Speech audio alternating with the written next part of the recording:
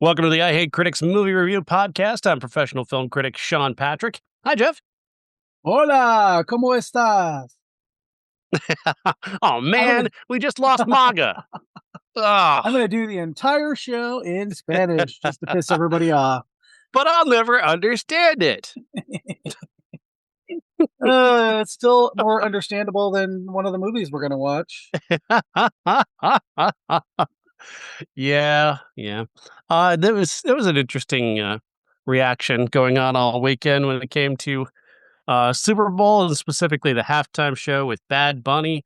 It was terrific, by the way. What a great show. He's a tremendous performer, and I don't just say that to stick it to MAGA. I generally like the guy. I've liked him since he joined the WWE, honestly, because he was a wrestler for a little bit. No, but seriously, I thought it was a great show. And Pedro Pascal was there, which was very cool. Loved seeing him. Lady Gaga was there. Daddy, so there's some movie connections going on as well. Jessica Ricky Alba Martin was there? great. Was Jessica Alba there? Yeah, she was she was dancing with Pedro Pascal. Oh, wow. Yeah, no idea. I totally missed that. It's been a while since I've seen her, though. You're just not a honey stan, I guess. Honey, wasn't that a scam app you could add to your browser? Yeah, it was a great show, and it certainly showed that there are a lot of people on the right who don't understand that Puerto Rico is part of America. This is true. I realize it's not a state, but guys, it is part of America. It is. The funniest one was one of the Paul brothers was talking about it and was talking about how this is not American, and he literally lives in Puerto Rico. He moved to Puerto Rico so that he could avoid paying federal income tax, even though Puerto Rico has territory income tax. You know what? He needs to get punched in the head a lot more. He's been punched in the head a lot. That does explain a little bit of it. You know, they could raise money and pay down the debt if everybody who wanted to punch him paid $5 just to do so. Or if, just the kids who keep giving him money on YouTube would just, start giving their money to someone else. Yeah. That might work too. If you defund the Paul brothers, you could probably fund the healthcare system. That should be a thing for us. We defund the Paul brothers. Yes. I mean, defund ICE and the police first, but then defund Paul. Oh God, yeah. Maybe they'll start to get the Joe Rogan treatment, where people are starting to be turned off by Joe Rogan. Most notably, the people who gave him $46 million. Yeah. Well, and the fact that they're getting pissed about him because he's questioning, who. And ICE. And yeah. Yeah, it's great watching these people who've never had to think before just suddenly start to think. It's weird. It's got to be pain. It's got to hurt a little bit. I'm talking physical. I'm talking physical pain because they're trying to access parts of their brain that have not been accessed before. Exactly. Oh, I don't think any of those people are going to the movies, though. Probably not. Weird commercials at the Super Bowl. There was a commercial for Steven Spielberg's new movie, which feels like a Close Encounters sequel, I guess. It was interesting. Disclosure Day. Thinking. Yeah. It's called Disclosure Day. I don't know much more about it. The commercial was, I don't know. The only interesting thing about the commercial was that I realized it was directed by Steven Spielberg. And I go, oh, well, I can't write it off completely. The weirdest commercials, though, are everything had to do with ass for some reason. Everything was ass over and over again. Singing toilets and William Shatner becoming Will Shat, apparently, for a commercial, which is, I mean, he's never been the most dignified guy to begin with, but I really didn't know he would lower himself to that degree. But he's kind of like Kiss in that way, where he'll just, pay me money, you can do whatever you want with me. Basically. Emma Stone. Emma Stone was in a commercial directed by Yorgos Lanthimos. I don't even remember what the commercial was for, but it just made Emma Stone look stupid. That's Like disappointing. she was trying, I don't know if she was building a website or something. She was trying to get, I Oh, think she was trying to Squarespace, yeah. obtain, yeah, she was trying to obtain a domain name, the emmastone.com domain name. And so she just tried on every like 15 different laptops as if that was going to give her a different answer at some point. And then she would just break the laptop. And it just like, okay, so the premise is she's very stupid. I mean, I like Emma Stone. I just didn't understand why would you make that the premise of your commercial? Yeah, that seems very, especially like considering she's cultivated this smart. Maybe that's it. Maybe they're just trying to be ironic because everybody thinks she's so smart. I guess. I just it didn't hit. It didn't land. Whatever the intention was, it did not land. Which you could pretty much say that for every commercial at the Super Bowl, because there really wasn't a good commercial. I mean, Ring Doorbell basically came out in favor of the surveillance state while trying to. Oh, no, no, no, no, no. It's about finding your dog. Guys, it's not about the surveillance state. Uh, It's about helping you find your dog. yeah. Or how about Goodwill Duncan? Oh, God. What the Oh, fuck? Can we stop de-aging celebrities for ooh, everything? We that just is, go ahead yeah. and hire a younger actor, take a page out of the A League of Their Own, and just find somebody who looks like somebody younger. It's literally the Yikes. only like the only decent thing about the Strangers trilogy is they found people that could be the other people. You know, it's like just do that instead of de-aging people.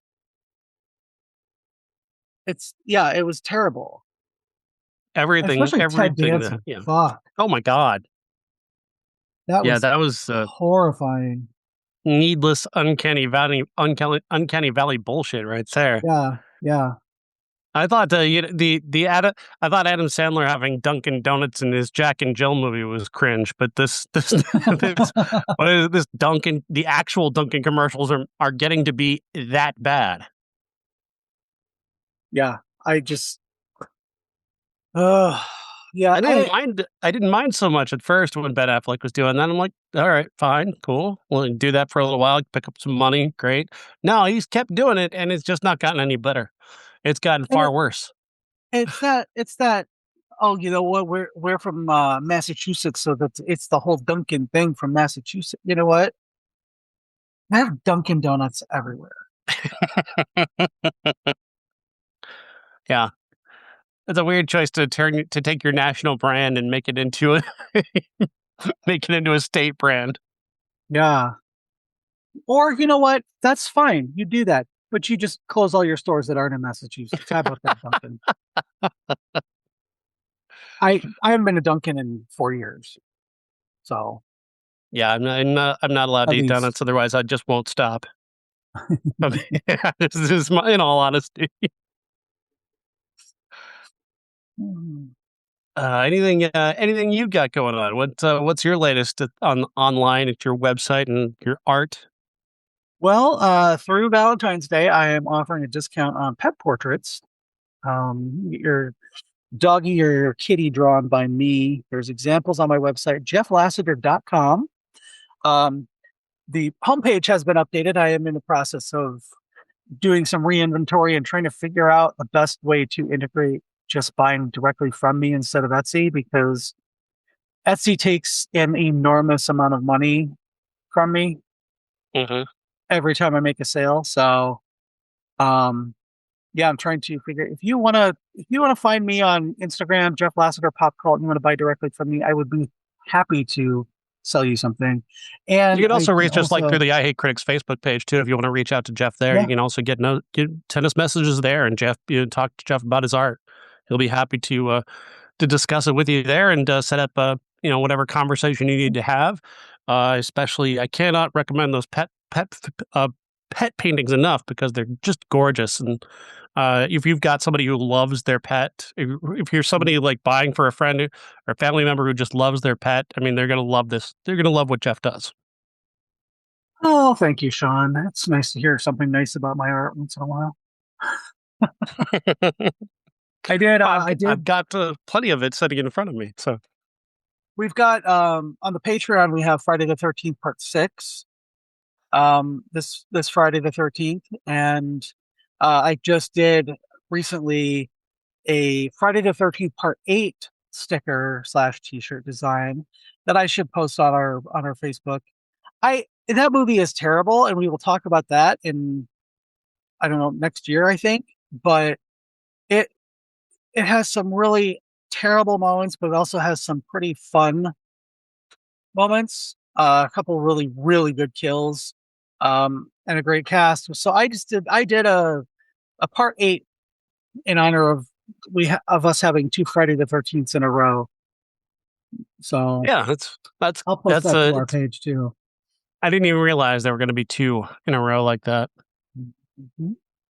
Yeah, when we recorded last night, I informed Sean that anytime there is a Friday the 13th in February, there is also one in March, because when there's a Friday the 13th in February, it makes it perfect 4 weeks, unless it's a leap year. And this year, it's another perfect 4 week Friday or February. So March 13th, we'll have another one. So I can't wait. Part 6 is so good.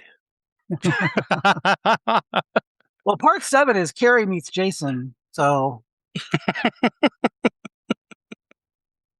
and one of the best Jason looks ever. So if you join our Patreon, it's $5 a month, people. Come on. Mhm. $5 a month, and you get to listen to us talk for an hour and a half in the middle of a movie. What could be better? You don't even have to go to the Meanwhile, theater to listen to people talk in a movie.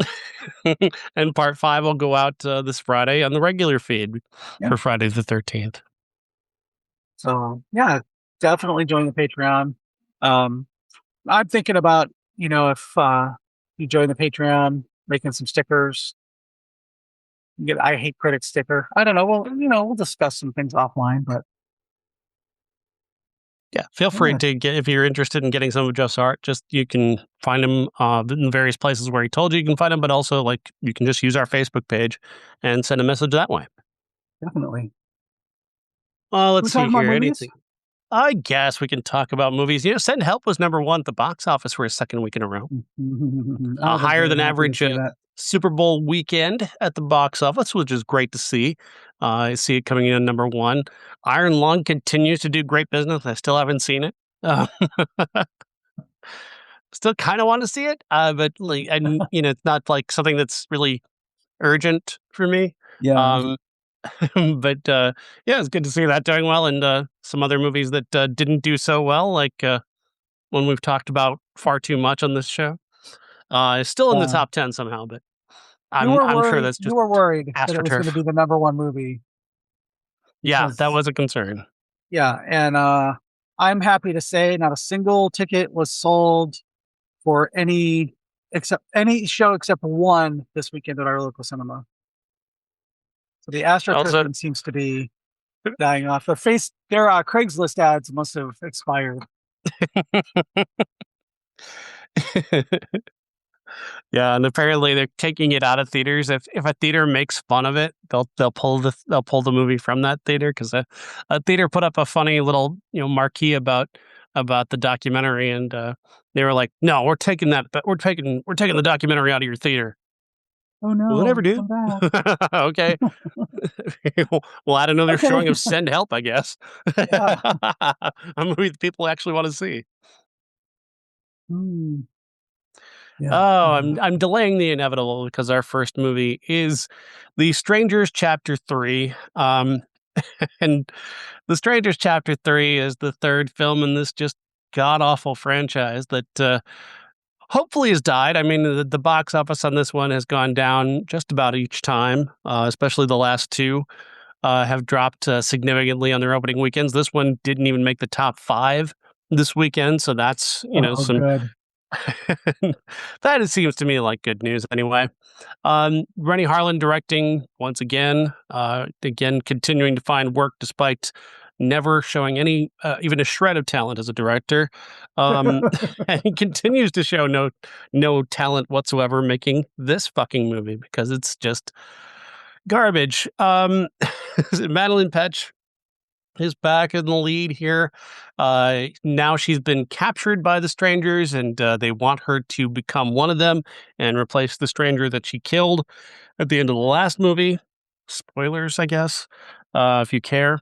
And she kind of goes along with it, kind of doesn't. I don't know what her motivation is supposed to be.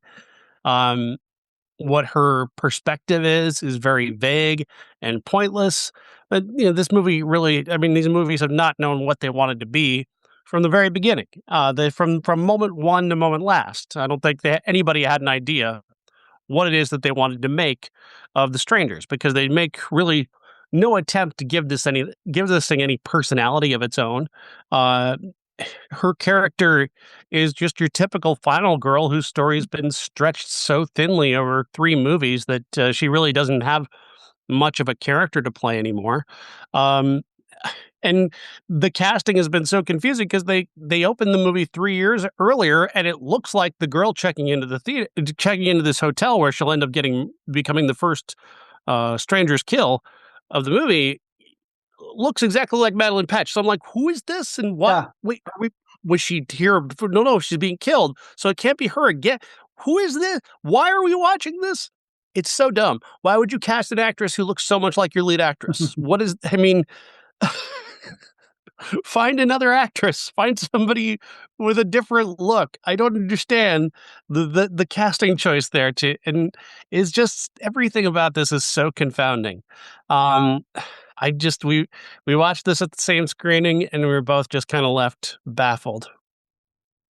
Yeah, I kept hearing you laugh, and I was just like, "Oh my god!" Yeah, and I was groaning. I don't know if you heard me groan, but and I Sean can attest to this. Like, when I go to the movies, I try not to go. I go to the bathroom right before I go, and I try not to go in the middle of a movie unless it's like a 3-hour movie, which too many movies are 3 hours. But I got up and I was like, you know what? Oh, I got a voicemail. Let me listen to my voicemail. It was so awful, and I did not miss anything. I didn't miss a thing. There's that dumb scene right at the beginning. She's already killed the one, the pinup girl, whatever her name was, Shelley or Claire. Or, who the hell knows? I don't know the names of any of them. And then Gabriel Basso comes in and to the church that she just stumbles into, and with that paper mache Jesus that they made for the movie, apparently. That's so bad. And he just sits down and, he's, instead of killing her, he sits down with her and wants to have a shot. And I thought the stupidest thing this guy has ever been in was playing J.D. Vance in Hillbilly Elegy, but this is confounding as fuck because he just changed. He wants to kill her, then he wants to be with her, then he wants to kiss her and have sex with her, and then he wants to kill her again. And I'm like, is this just a metaphor for straight people marriage? I don't get it. But I think Madelaine Petsch and Gabriel Basso have, I guess, maybe talent, because she's been, pretty decent in the other ones as far as how she handles herself, and he wasn't bad in this one as far as that scene, but it's just they are in this piece of shit movie trilogy that doesn't make any sense. I don't care about spoiling because I don't want anybody to see it, but the sheriff, which is his dad or his uncle or I guess it's his relation dad. to him. It takes 3 movies and then this whole years long thing where people are dying anytime they come to town for the deputy to say, I'm going to call the state police. And he says it in front of the obviously corrupt sheriff, and the sheriff just stabs him in the head with something. They're in a morgue, by the way, with no attendance or whatever. He just stabs him in the head. Well, if you recall, they killed the entire hospital which is not even mentioned in this one. But yeah, the last time they killed Oh, everybody in the hospital. yeah, I don't So there remember was no that. one left at the hospital. And apparently the entire hospital can just be murdered in this town and nobody even fucking notices. Yeah, these three movies are. I told you as we were leaving, Peter, it could have been one like hour and 45 minute to 2 hour movie. It just they could have all been edited down to like a supercut where it was just like less than 2 hours, and it would have been okay. Mhm. But God, there's so much filler, especially in this one, that I just don't understand. And then the last one too, I guess. That whole house party scene. It just don't make any sense. Just don't. They just are making it a trilogy because they said they were going to make a trilogy, and it all could have been one movie. Yeah. And or no They were, movie at all, really. They just didn't well, need I to make mean, this at all. I mean, yeah, it's a miserable, series of films that I mean, this first film had its, the commercial for that Cash App in it, and, like, I kept waiting for I was like, "How are they gonna fit a commercial into this one?" And I don't think they did, but I was looking for it. I was looking for it yeah, the whole time going, "Oh, we're gonna get a commercial here." yeah. To I just, justify, paying, what pays for the piece of shit movie. Um, mhm. there's a distinctly, Dakota Johnson and 50 Shades kind of vibe to Madelaine Petsch because I do think she is talented. I think she is just kind of doing what she can with this to get done with it by the Yeah. end. And kind of like just reminded me of how Dakota Johnson played the entirety of the 50 Shades movies. Like, I don't give a fuck about being here. I'm getting paid well, and I'm going to do this and get out of here. Yeah, this was, and what I like. I want her to do Madam Web now, just to see if that lines up. I mean, Yeah, it would be fitting. Yeah. yeah, why not? They need a whole new Marvel universe anyway. So. Well, I mean, Yeah, I don't think she's untalented. I think Renny Harlin is untalented. I oh think yeah, he's a really bad director who really doesn't care. He's truly he just does not give a damn about this. This doesn't matter to him at all. He's just just passing the time, picking up the paychecks, and just annoying horror fans by taking something that a small handful of people really loved and over explaining it for no good reason. yeah. Like That's the what thing happens when you kinda stretch these sequels out, though, is that you've got to examine your killers, and, not a lot of killers can stand up to that kind of scrutiny because they don't really hold up to that kind of scrutiny. I mean, Michael Myers certainly doesn't hold up to that kind of scrutiny.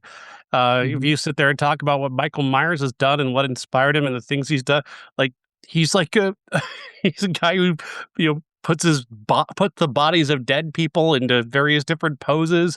He hides behind a fence and then goes running away. He, like, plays ding dong ditch at people's houses where he'll knock on the front door, then run around to the back so he can come in the back door. Like, it's so if you examine Michael Myers, he's so silly. He's such a big child. It's very funny to me. Um, and like, you can't just if you examine the strangers and why they do what they do, these are not characters who should be demystified in any way. The Yeah. whole point of the original strangers is that they were just it's because you were home, and that's Mhm. the concept. I didn't find the movie very well executed, the first one, but I felt the concept at least gave the movie a purpose to exist. But you explain what it is, and you don't add anything to it. You just you basically just explain the premise and taken away any of the menace of it. Yeah. Yeah, the original Strangers is one of the movies that when I got my apartment broken into in New York City that I couldn't watch it until I moved. I just couldn't. I could not watch that movie because it was genuinely unsettling. Um and these I'm like, oh god, I could watch these with a 5-year-old and not have to worry about them feeling bad at all. So, but apparently they filmed they like did a bunch of reshot a bunch of scenes because the backlash on the last two movies were so bad. Can you I couldn't. imagine I mean, that they reshot stuff for this and it still turned out this shitty? and wow, you get a whole do over and you still can't get it right. Like maybe you just shouldn't have done it at all. They just said it. I mean, if you put these like directly to Tubi, then they'd be right at home. Nobody would notice. They'd probably make back whatever amount of money can come from the commercials that play during it, and Mm-hmm. you'd be fine. But putting these things out in theaters, I think, it's a death knell for this because this does not hold up to theatrical kind of scrutiny. Not at all. So at least it's over with. At least we're done with it until they reboot it in 6 years with another director. God, I hope not. It'll happen. They'll turn it into a TV series, maybe. The children of the strangers have grown up to be killers too. Oh, did you know she was pregnant? Oh She didn't God! even know. Oh no! Maybe they'll get one of the other directors from one of the other Friday the 13th movies or Nightmare on Elm Street movies. Oh man, garbage! Absolute trash garbage. Do not watch this movie. What isn't absolute trash garbage is a movie called If I Had Legs, I'd Kick You, starring Rose Byrne. As a mother caring for a sick child, her husband, played by Christian Slater, is in the military and he's been away from home for some time. And she works as a therapist, and she's got a lot of her own problems to deal with. This is a very fascinating movie because you don't ever see her child. You hear her child talk, but you never get to see the child throughout most of the movie. And that is such an interesting choice because it gives you a distance from her child that she is kind of expressing herself, and that she carries a certain resentment towards her child that is this mixture of shame and anger and revulsion at herself for not being able to fully connect with her own child. At the same time, you understand why she doesn't, because she's like, this has been all placed on her. All the pressure is on her. She's got to do everything for this kid. That is going to cause some reasonable resentment. And this is not something that this is something that our society rarely allows women to express in a safe way, in a way that, because if a woman says that they have any resentment toward their child, you're automatically going, well, you need to take them away from them. You need to take that child away from them. And realistically, most parents feel this. Most parents go through a moment where their child is so obnoxious or annoying or such a burden that they think to themselves, God, I wish I wasn't a parent. And that's okay sometimes. As long as you're not acting on it and harming the child, it's okay to have that thought. I know it's unthinkable to most people, and you're supposed to just go, oh my God, I would never, ever. Fuck off. Yeah. Fuck you, you lying bastard. I'm sorry. Everybody's had that moment. I'm not even a parent, but I know parents. And I know every parent has had this moment where like, I just cannot be a parent right now. I just need to do something else. And that feeling is so raw and so real in this movie. And the way Rose Byrne brings that about without even really talking about it, like that's just the undercurrent of her character. We're just watching her day-to-day life as she's living it. And I'm not even sure if she fully understands what she's feeling. She knows she feels a lot of anger, and she feels bad about the anger that she feels. But at the same time, she's also very self-possessed, and she's not a perfect person. She's quite selfish. And she does selfish things throughout this movie. And that just makes her more human to me, as opposed to villainous or evil. I just think she's more of a human because of that.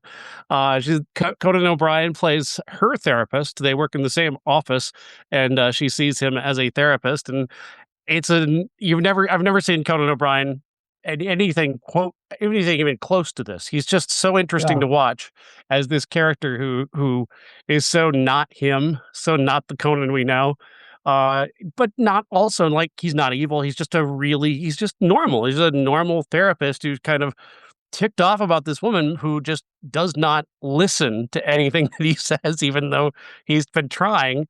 And maybe he's just given up on her at a certain point, and it's perfectly understandable why. She's just constantly in her own head and taking no one's advice, even though she's begging people for advice. Yeah, I was really worried that this movie was going to go somewhere that it didn't, thankfully. Um, just based on, like some of the stuff she was watching on TV about Andrea Yates and the other lady, Olga. Mm-hmm. I was really like, oh gosh, she's going to kill her kid. Please don't. She's so good in this. And I'm like, I know that Rose Byrne can act because she's been so fabulous in so much other stuff. I saw that she nominated for an Academy Award and won a Golden Globe or nominated for a Golden Globe. And I was just like, oh, she won, didn't she? I don't remember. I don't pay attention to the Golden Globes. Comedy. I think she won for comedy. And so I was like, oh, okay. You don't really think of her in something like this until you watch this. Most people, they know her from Bridesmaids and that kind of stuff, or Star Wars, that she was in a Star Wars movie. The fact that she can really just make you not want to take your eyes off a screen at all. Mm-hmm. This is a movie that I actually watched instead of being on my phone or, anything at, anything at home. So I want to say one of my favorite scenes was when she gets hit from behind. Josh Pace hits her from behind, and she gets out and she lets the hamster out by accident, and it gets like it happens. What happens, and the the absolute unhinged anger that she has over something that she I all I could think of was she wanted to kill that hamster. She didn't want it to die in an accident.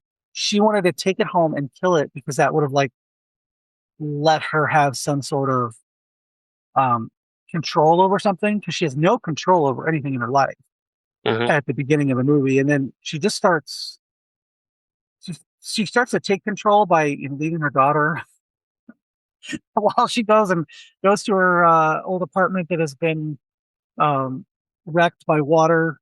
I was like, oh, okay, this is bad mom's territory. But then nothing happened. That's why I thought something was going to really happen to the daughter and she's going to get in trouble and whatever. And she just didn't. It just was fine. Everything was fine. She just needed to take some time for herself.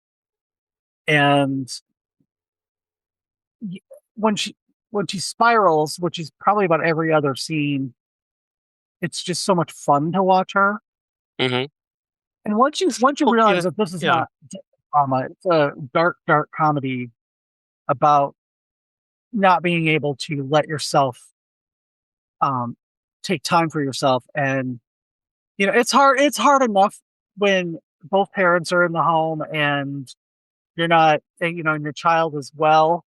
But to have a sick child who's very, apparently has a wasting disease and has to have 24/7 monitoring, and then the husband is off on a boat, that's got to be, that's probably got to be one of the worst, scenarios that you could put yourself in. And the fact that she is spiraling is completely understandable. Yeah, I mean, everybody seems to be after her. There's a parking lot attendant who seems to have it out for her just because she stops for too long in a particular parking space. I mean, there's this minor villain who demands that she have a meeting with her at her child's school because her child goes to this special school every day where she can be monitored while mom's at work, and she's like, I demand that you come in and meet with me, and it's like, for what? It's like, well, you're not being involved enough. Well, how am I supposed to be involved? I'm a single parent who has a job. Like,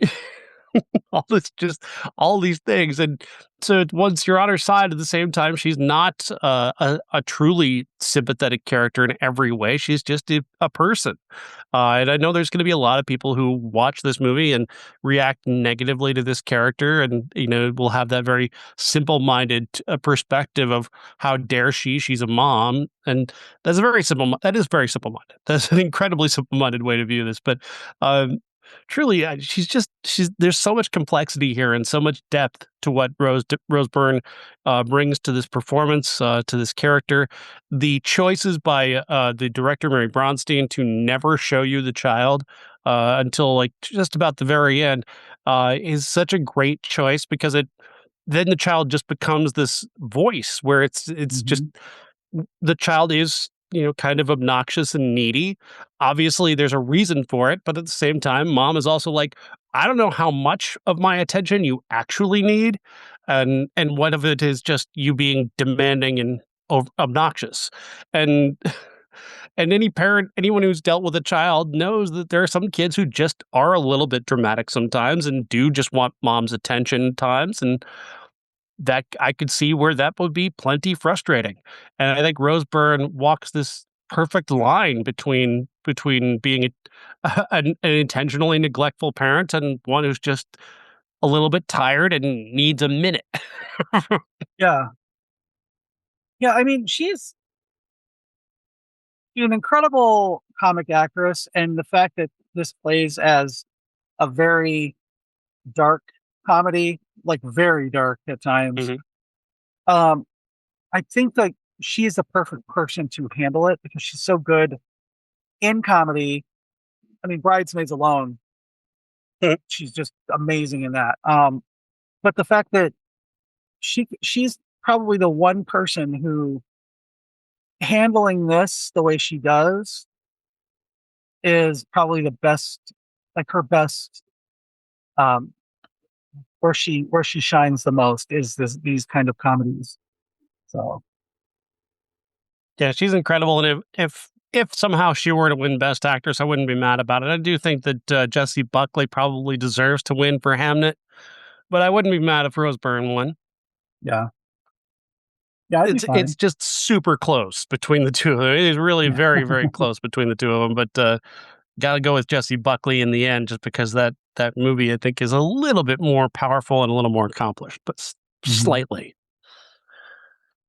All right, moving on to our final movie is our classic. We did not get to Dracula. Sorry, don't care about Luc Besson. Anyway, it doesn't matter. Our classic is one that I was just collaborating on a new take on Footloose for movies of the '80s with Brian and the crew, and so I thought, why not? We need a classic. Jeff, screwed up the show and forgot to come up with one. So. I'm the worst. So I suggested Footloose. Not aware that you hadn't seen it before.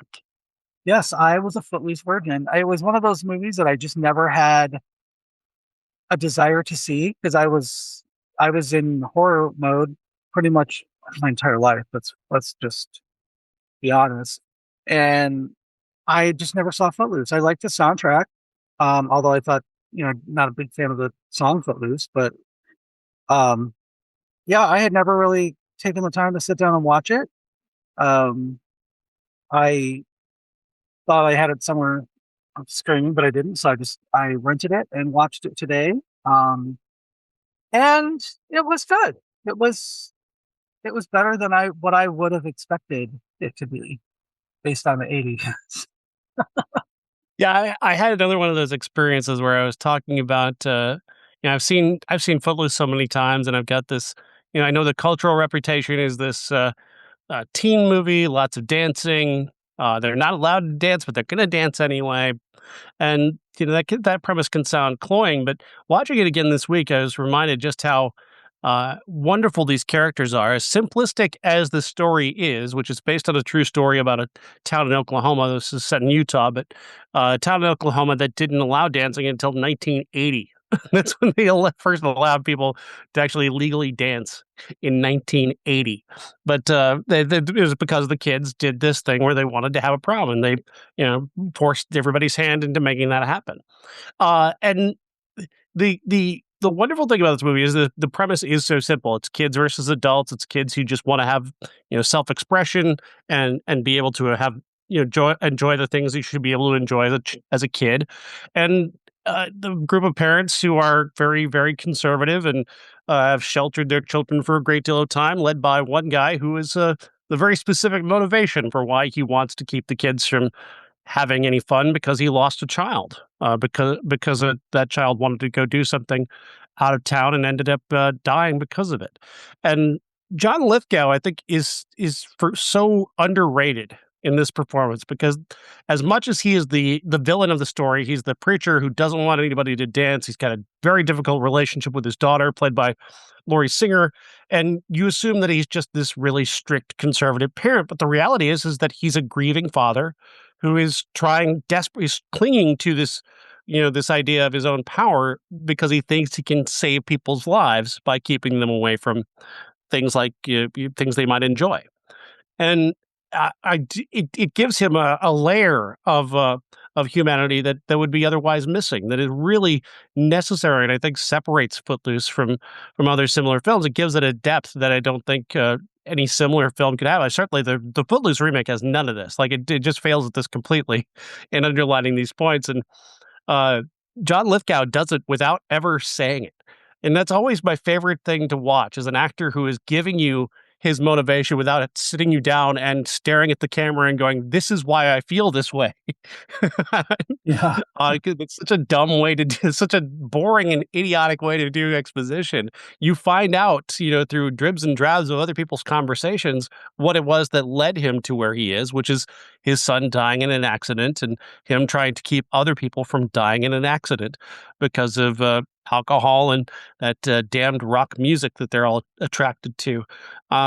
Kevin Bacon is just incredible. He's just this force of charisma and good looks, and just a genuinely nice kid who gets treated like he's some kind of weird outsider just because he likes music and is a good dancer. And he walks into this town, and I feel like this would be normal for like a kid who walked into a Utah town now from Chicago. Probably feels Yeah. like this. They probably feel this level of alien among people in Utah, with the Mormonism and whatnot. And I thought he was terrific at capturing that. Then you got Chris Penn playing this, this character is just like this big dumb lovable dog of a character. He just so wants to be happy and jump around and be everybody's friend, and just the sweetest performance of his career. Really, truly. And then you got Sarah Jessica Parker in there, just doing a lovely job of just being a kid, and Laurie Singer bringing just so much to her performance. That she feels the loss too. She's also feeling the loss of her relationship with her father. She's had a strained relationship with her mom, and Diane Wiest is doing incredible work there, because she wants to have this relationship with her daughter. She's desperate to have this relationship with her daughter, but she's loyal to her husband, and she doesn't feel like she can be straight with him, and she's trying to reach him, and she can't. At Yeah. the same time, she's also losing out on all these big moments, like her daughter's first love, her daughter's first heartbreak, her daughter's, first prom. She's missing out on these things that other parents have gotten to have, and you can see the pain etched in her eyes without her ever saying it. And it's just a great piece of acting, and that's really, her and Lithgow are just so amazingly underrated in this movie that people tend to dismiss as just another teen movie. Yeah. I having never, seeing this, but knowing a lot of the stuff that happened in it, um, I didn't quite know how it would all fit together. Um, but I think that the way it's cast is probably its biggest strength. Because not a lot of people could pull off that turn that John Lithgow has, where he's really, um, he's basically talked into giving his blessing, no pun intended, um, for this, and how the people around him who are loyal to him are questioning him, and he doesn't have that. People don't question him because of what has happened in the past and the fact that he is, a preacher, and that's kind of a sacrosanct relationship that people have. You have, the scene where Diane Weist is basically just telling him, you need to lighten up a little bit, or you're gonna lose your daughter too. That's typical great Diane Weist face acting. Yeah. She, she's so good with her eyes, and how she can express so many different things with just her face without having to, like make these broad, sweeping gestures, or the most face acting. But Hmm. she just looks at him and she's got that pity in her eyes, and that, I think, is the first crack in his dam, and it's all because of the way she handles herself. Um, I Chris Penn, I can't say enough good things about him in this. Uh, the most adorable of the Penn brothers, where she was still alive, so we could see him do some stuff. Uh, he's completely just, he's so cute and nice, and you're rooting for him. I think to hit, like, for me, Kevin Bacon obviously is the star because he's, the lead, but Chris Penn is really the star of this movie as far as I'm concerned. Because you see him as a super nice guy, but at the end, when he gets attacked, he's like, "All right, I'm not fucking playing. I'm gonna beat the shit out of you," and he does. And it's just, he's so good in it, and he's so, like, he plays that innocence in a way that's not really cloying.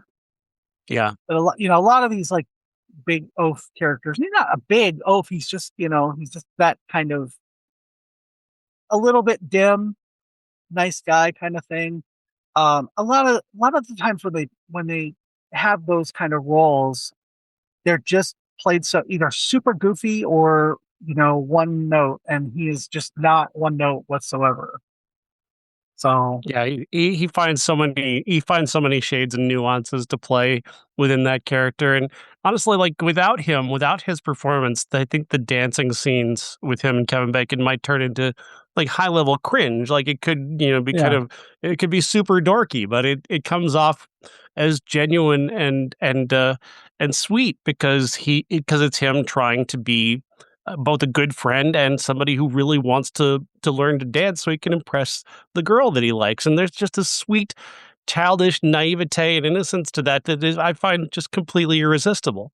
yeah, yeah. Just I fully enjoyed it. I'm I stand corrected that it wasn't my kind of movie. Uh, and it was nice to see Sarah Jessica Parker again as somebody who's not Carrie Bradshaw. Yeah, she used to act as opposed to just being her. Yeah, yeah. Don't get me wrong. I love her. I think she's great. Hmm. I think she's iconic as Carrie Bradshaw, but it was nice to see her as just like one of the girls. So, and Laurie Yeah, Singer,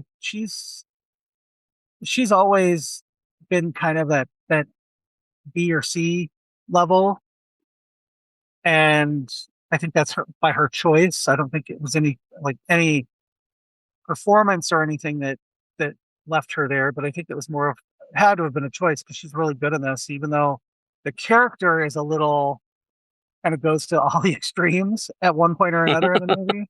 yeah, She's the good girl, and then she's the bad girl, and then she's the girl who gets hit, and she's the girl who does the hitting, and it's like, wow, she does everything in this movie. Um, yeah. And but she's fantastic too. Like, she's pushing the plot forward. She's a catalyst in many scenes, and I just I love her energy and what she's doing in this movie. But that I could say that about every character in this movie. I think the movie is deeply underrated. I think it's far better than people give it credit for. Another, great aspect too is that soundtrack, which Oh yeah. I don't love any individual piece of it, like as a particular favorite, but like I can't like when I hear that Bonnie Tyler song, I see Kevin Bacon. Like I could look at a picture of Kevin Bacon on that tractor and that song comes in my head. Or when he's dancing, when I see a picture of Kevin Bacon dancing in the barn, I'm like, I hear the song. Never, I hear that again in my head. Like just the image alone can bring those songs right to my mind. That to me just tells you what perfect needle drops these are in this movie. That they're so ingrained into it that just the image of it brings that song to your head.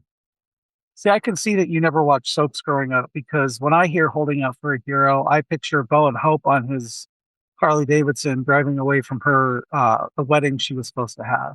But that's I just have no me. idea who That's those because of people are. Days of Our Lives. Oh my god! Now I have to start a Days of Our Lives podcast. You can do that all by yourself. No Mm. interest. Can you even look? Can you watch the old ones of those, or are those lost media? Some of them have been preserved. Hmm. Especially like some of the '80s stuff that was really big, like the Luke and Laura stuff on General Hospital, and the Bo and Hope stuff on Days of Our Lives.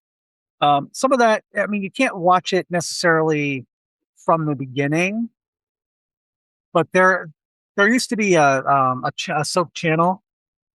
I think it's called Soap TV, where they would show different episodes. And when I had cable, when I first moved out of my parents' house, and I got cable, I would watch Another World at night and then watch it again during the day. Because they had the old '80s episodes of Another World, where MJ was a sex worker and she didn't want her boyfriend to find out about it. And it was just like, oh, I love this storyline. And then I'd watch it the next day. I'm like, I can't believe she's not on there anymore. It's just silly. But that was I'm a a long I'm time a ago. big fan of lost media, and the one thing I know about soap operas is that, like when they first started airing them, they would immediately tape over them. Like they would air Yeah. live, and then they would tape over them almost immediately because they needed the tape, they needed the Hmm. space. They didn't have hard drives back in the day to save that stuff, and the only way some of these episodes of these older daytime shows are continue to exist is because somebody found a VHS tape in their attic that their grandmother recorded, Oh, yeah. 40 years ago, and like, oh my god, I found this episode that hasn't been seen in 40 years. Like that, I find that stuff to be endlessly cool. I have an online friend who I've never met, but we cross paths seemingly all the time when I lived in New York. Um, that he has, I think, probably about 9 years worth of VHS tapes that he's been converting. He's converted, and he's been taping stuff. And remember the SLP mode versus the SP mode. The SLP was the super long playing, so Mhm. you could get episodes. And he taped them and had another VCR, and he would take the commercials out. So he has commercial free episodes of Days of Our Lives that he's converted to digital over the last, I don't know, 6 or 7 years. That I know people would pay big money to go back and have every episode of Days of Our Lives from like 1982, you know. Um, but and that's one of the things that I love actors like Kevin Bacon, who started on soaps and made it big, because I think regardless of the what soap operas represent to most people, that's like it's hard because they have to like learn their lines, tape everything in the same day basically, and you don't that takes a pretty big skill set. My friend Lauren, who was in Violent Nature and Friday the 13th Part 2, um, I met her through my friend Ron, and they were a couple on an '80s soap, a pretty popular couple for quite a while. And they both have said it was just you hardly even remember taping because it goes by so fast. And you have to hit your marks and you have to know your lines. There's no improvisation. Um, it's you have to learn on the spot, and I think that so many soap operas, the reason that they can make it big, like somebody like Parker Posey, who's had a super long career, and her starting on soaps is, I think, a good foundation. Um, Another thing about so, soap operas that I find interesting, and I know we're off on a weird tangent here, but the invention of the soap opera became sort of a way for people to make the transition from the stage to the mhm, screen, because you could learn how to act in front of a camera, and you could do it the same way you did from the stage. Because on the stage, you're acting, 4 or 5 days a week, live in front of an audience, and it certainly creates a style that you have to have, and then to have to learn a new style when you move into trying to make movies or television shows.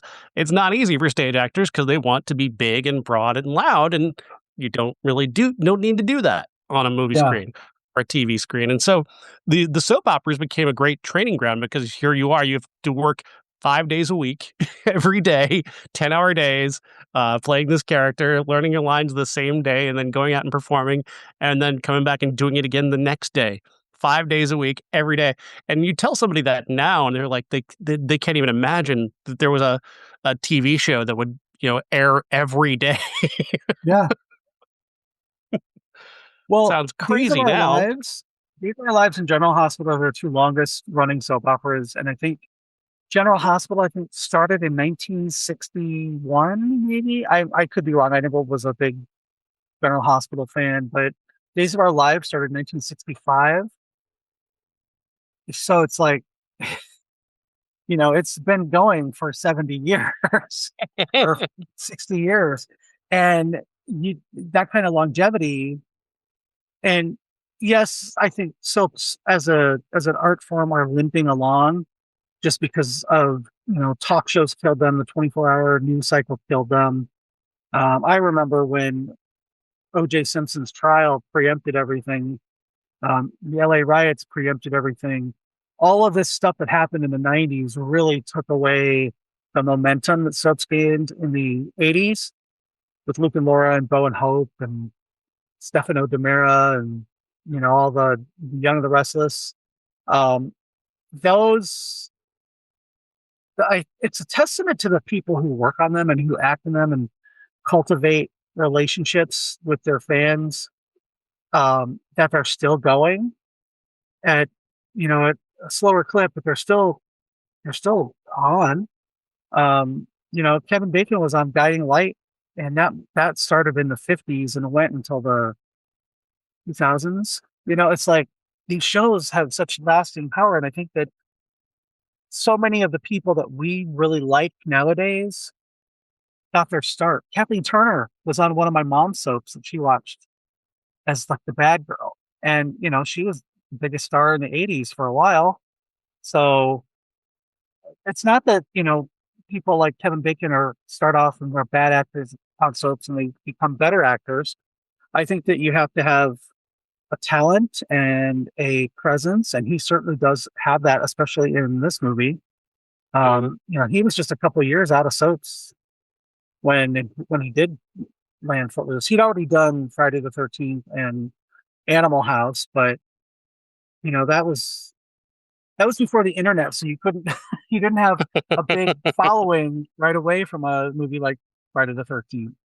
Um, You imagine this, but if you're somebody who was a fan of Guiding Light when Kevin Bacon was on it, you imagine how great those people are at 6 Degrees of Kevin Bacon. They must be amazing at it, because they've got like a whole list of actors that none of us have ever heard of. Oh, they're connected to this. but then you have to say, okay, was it because they were on the same show, or were they on at the same time, or did they share scenes? Because I know that when we played it in the past, the people will pick something where they didn't even necessarily share a scene or anything in a movie, and it still counts to me. So, but Yeah, it was a weird time. A weird time when Kevin Bacon became a meme before memes. When people were just he's been in so many movies and he's acted with so many people. Exactly. What do we got coming up And next now week? I think we're all somehow connected to Kevin Bacon somehow, some way. I could connect myself to Kevin Bacon. Oh, I know you can. Yeah. Yeah. I'm trying to think, and I can't. It's not coming to me. But yeah, that's it was a fun, weird little time to go to parties and play that game, which was a real thing that people don't believe is a real thing anymore. That's again another weird fascination of mine is weird trends that people don't remember. All right, Jeff, next week we're talking about 3 new movies: Crime 101 with Chris Hemsworth and Halle Berry, directed by Michael Mann. We also have Wuthering Heights, Emerald Fennell's new movie that's got a lot of people talking, a lot of people calling it a potential disaster. I hope not. I like Emerald Fennell. I liked her. I liked both of both of her recent movies. I didn't. I Yeah. don't think the last one I didn't love it, but I thought it was really, at least at the very least, daring. But there's a lot of people who are very angry at her, I guess, because she's so horny all the time. Her movies are very horny, and it's a very horny Wuthering Heights, apparently. And I guess that's making some people uncomfortable, which to me is a good thing. But nevertheless, I'll be interested to see that. And also coming this weekend is Have Fun, Good Luck, Don't Die, which is or Good Luck, Have Fun, Don't Die, which is Sam Rockwell, directed by Gore Verbinski. I've actually seen this one. My review is already up if you want to check that out. And I highly recommend it, but we'll talk more about it next week on the show. And we already I have gone ahead and picked a classic, and that is the 1939 Wuthering Heights. Which I've never seen. I watched a video today to kind of give me a background on what, because I'm not going to read the book, and there's not enough time for me to read the book. And I do know how to read. I'm a writer, so but I just don't have any interest in actually reading. So I watched a video telling me what this is about, and I could not make heads or tail of it. Even after a full explanation, I was still kind of like, "What the hell is this plot?" There's so many characters. How are you going to make this a movie? I listened to the book and I still had a hard time. So we'll talk about that. Yeah. Like, Margot Robbie's character is dead? Wait a minute. Hang on. How did the movie work then? Is she playing another character? I don't know. It's going to be interesting to see how that works. I'm sure there's a lot of people puzzling over that. Same question. Well, we'll have to talk about it next week. Also, I should let you know that if you do want to see Good Luck, Have Fun, Don't Die, it's playing at our Moline Theater, but not at our Davenport Theater. Oh. Well, I will see if I can get over there. All right, Jeff. Thank you. Thanks a lot. Have a good night.